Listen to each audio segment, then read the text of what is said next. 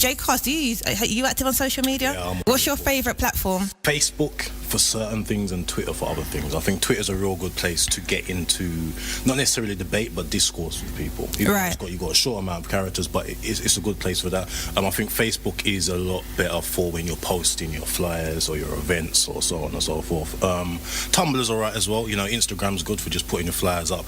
If you're doing something, you just want to take a picture of it and show people where you were, what you was doing, Instagram's the place. So, I think it's a combination of all three. Yep, so you've mentioned Facebook, Twitter, Tumblr, and Instagram. Right. What about any of the kind of live social platforms that are out there now, like Snapchat or Periscope or anything like that? Have you kind of used any of those yet? My brethren was telling me about Snapchat, but I said, I don't know. It sounds like it's for the young people. But yeah, I might have to venture onto that. There's another one also called, is it LinkedIn? LinkedIn, yeah. Yep. My mum was telling me about this. I've heard that's a good platform. Yep. Yeah. There's many out there. When you're developing your social media strategy, it's important to consider all these platforms that we've just mentioned. However, it's also really important to focus on the ones that are really going to build into what it is you're offering, and also taking into consideration your target market as well, and where are they? Yes. Where do their interests lie? But with regards to personal branding, one of the things you need to consider about social media is that it is social. So essentially, when people go onto Facebook or they go onto Twitter or they go onto Snapchat, they're going on there to really engage with other people. And one of the things that a lot of businesses or service providers or startups, etc., get wrong is that they create these social media platforms because they're free to create and they're free to use. And then they'll start bombarding their potential clients or customers with branded messages. Right. But there's nothing emotive in what they're actually seeding out there. There's no real connection there, and you'll usually see that the engagement low.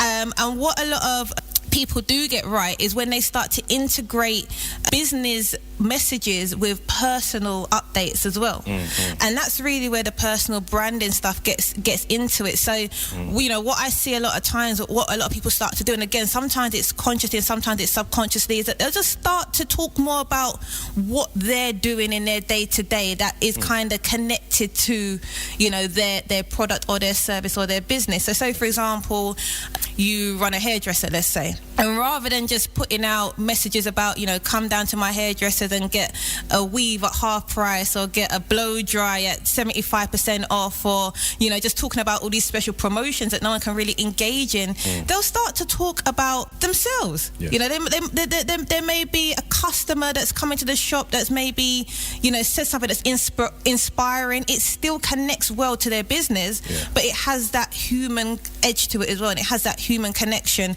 A lot of people start to take pictures of themselves doing stuff that might be related to their business, or talking about activities that they're doing related to their business. They go to a conference, if they're speaking at an event, they may talk about that, share pictures about that content in all different forms. And again, that just helps to kind of build that connection. Actually, early on this week, there's a person on my Facebook who we're friends with, and they recently launched some products, and one of the things that he posted was just literally a collage of business books that he'd been reading.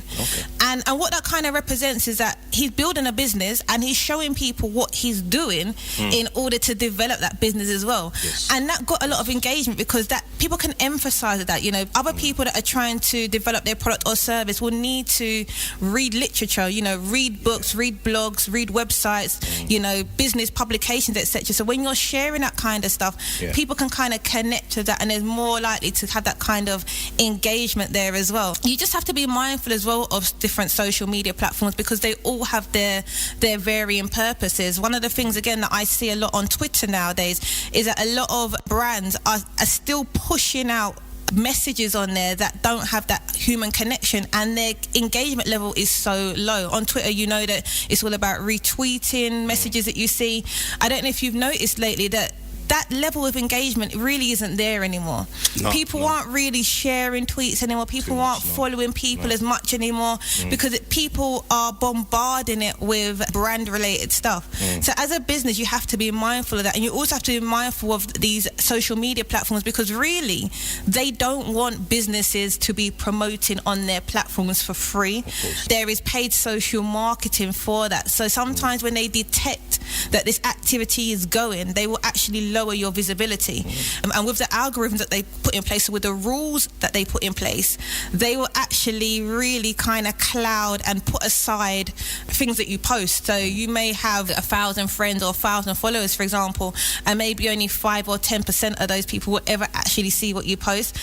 Especially when they recognize that you're there for promotion. I've realized this. So even if you want to use these platforms for promotion, it's really important that you consider the platform as well, and consider what its primary use is, which is for social engagement, and just keeping it at the forefront and finding clever ways where you can integrate being social and talking about the personality behind your brand.